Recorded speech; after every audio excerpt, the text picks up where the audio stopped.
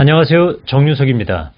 오늘은 이장님으로 대표되는 시한부 종말론 사기 사건이 발생한 지 30주년이 되는 해입니다. 그러니까 30년 전에 이장님이란 사람은요, 1992년 10월 28일이었죠.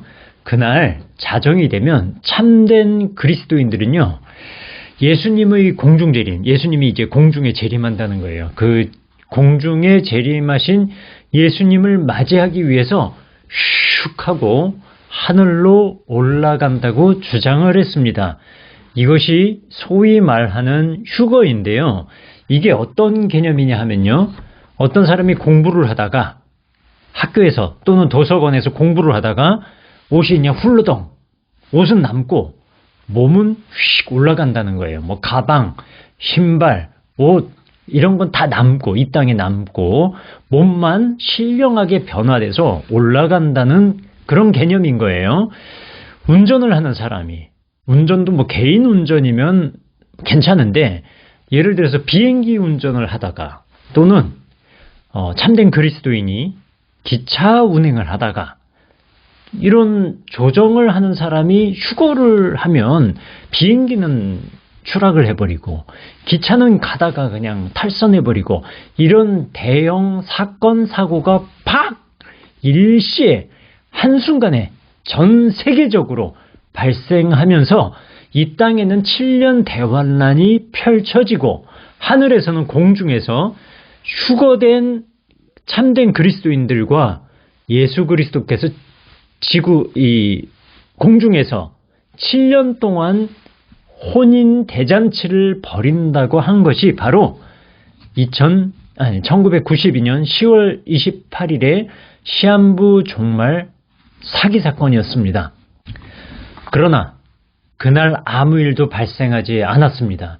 이장님을 압수수색한 그 당시 검찰에 의하면요, 이장님에게선 34억을 헌금 명목으로 관리한 증거도 발견됐고요. 그리고 이것이 중요한데 1992년 휴거가 된다라고 주장을 했으면서 1993년 5월 22일이 만기인 3억 원짜리 환매채도 발견됐다는 거예요. 즉 93년 5월 22일에는 3억 원을 받을 수 있는 그 증서를 갖고 있었다는 것이 검찰 압수수색 결과 밝혀졌고요. 그리고 미화 달러 26,000달러를 갖고 있었다는 것이 압수수색으로 밝혀진 결과였습니다. 이것이 정말 사기다라고 보게 된 검찰이 지목한 결정적인 대목이었어요. 아니, 휴거가 되면 환매채, 자기가 93년 5월에 3억 원을 받을 길이 없는 거잖아요. 근데 그거를 확보하고 있었다는 건 이장님 자신도 92년 10월 28일 종말, 휴거 이런 걸 믿지 않았다는 방증이 되는 거죠. 중요한 건 이건 일설에 따르면 경찰이 조사를 하면서 물어봤대요. 아니, 휴거를 주장하는 사람이 어떻게 환매채 이런 거를 매입을 할 수 있냐? 가지고 있을 수 있느냐? 그리고 미화 26,000달러는 뭐냐? 이렇게 물어봤더니 이장님이 하는 말이 그랬대요.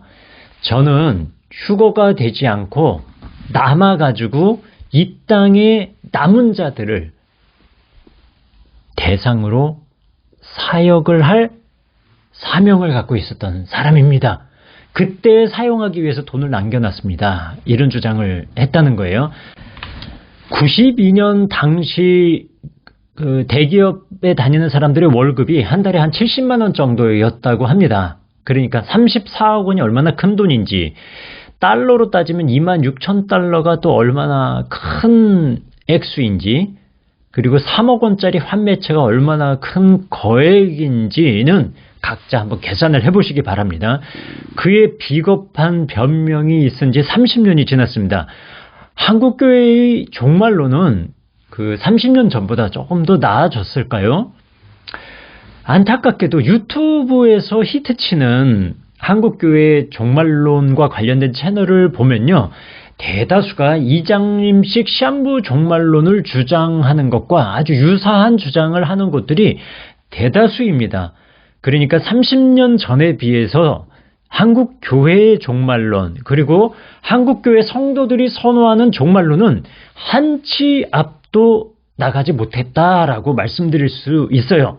우리는 그러면 이 30주년을 맞아서 시한부 종말론 사건이 사기였고 그것을 주장하면 이단이라는 공감대 이외에 무엇을 반성해야 하고 종말론의 잘못된 무엇을 바꿔가야 될지 생각하는 시간을 가졌으면 좋겠습니다.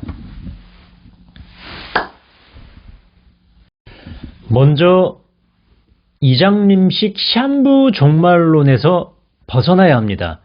이장님식 시한부 종말론은요, 한마디로 얘기하면 예수 그리스도의 재림, 공중 재림 직전에 성도들의 집단적 휴거가 있어요. 전 세계적 휴거가 있어요. 그리고 이 땅에는 7년 대환란이 펼쳐지고 그 7년 대환란 이후에 문자적 천년왕국이 펼쳐진다는 이론이었습니다. 이장님의 성경 해석에 따르면요, 마태복음 24장 32절에서 34절에 무화과나무의 비유를 배우라, 이것이 나와요. 무화과나무를 뭐라고 비유하냐면 즉 이스라엘의 독립을 비유한다는 거예요. 이스라엘의 독립, 즉 무화과가 이스라엘로 비유한 적이, 상징화된 적이 굉장히 이 성경에 많이 나오니까, 즉 무화과나무의 비유를 배우라는 이스라엘의 독립을 말씀한 거고, 이스라엘의 독립이 1948년이거든요. 1948년 독립을 했으니까 한 세대가 지나가기 전에 이 일이 다 이루리라, 이것을 재림이라고 막 맞춘 거예요. 적용을 해버린 거예요. 그러니까 1948년부터 한 세대가 이루기 전에 이 일이 다 이루리라니까 한 세대를 30년으로 보느냐 40년으로 보느냐 50년으로 보느냐에 따라서 그리스도의 재림 날짜가 측정이 되는 거예요. 그래서 이것을 계산하기에 따라서 재림의 시점이 체크가 되는데, 중요한 거는 이장님의 그 종말 사기 사건의 뿌리가 이런 성경 해석에 비롯됐는데도 불구하고요, 여전히 한국 교회에 많은 성도들, 종말론을 좀 더 드라마틱하게 구성하고 싶은 사람들은 여전히 이장님식의 시한부 종말론 성경 해석을 고수하고 있다는 점입니다. 결국 시한부 종말론 자체는 이단으로 규정됐고 종말 사기 사건으로 막을 내렸지만, 그것을 가능하게 했던 신학, 교리는 여전히 우리들의 주변에서 종말론의 뼈대를 구성하고 있다는 점입니다. 결국 이 종말론에서 벗어나지 못하면요, 시한부 종말론은 언제고 다시 나오게 되고요, 그곳에 미혹되는 사람들은 여전히 계속된다는 점입니다. 속고 또 속고 다시 속고 계속 속는다는 말씀입니다. 안타깝지 않으십니까?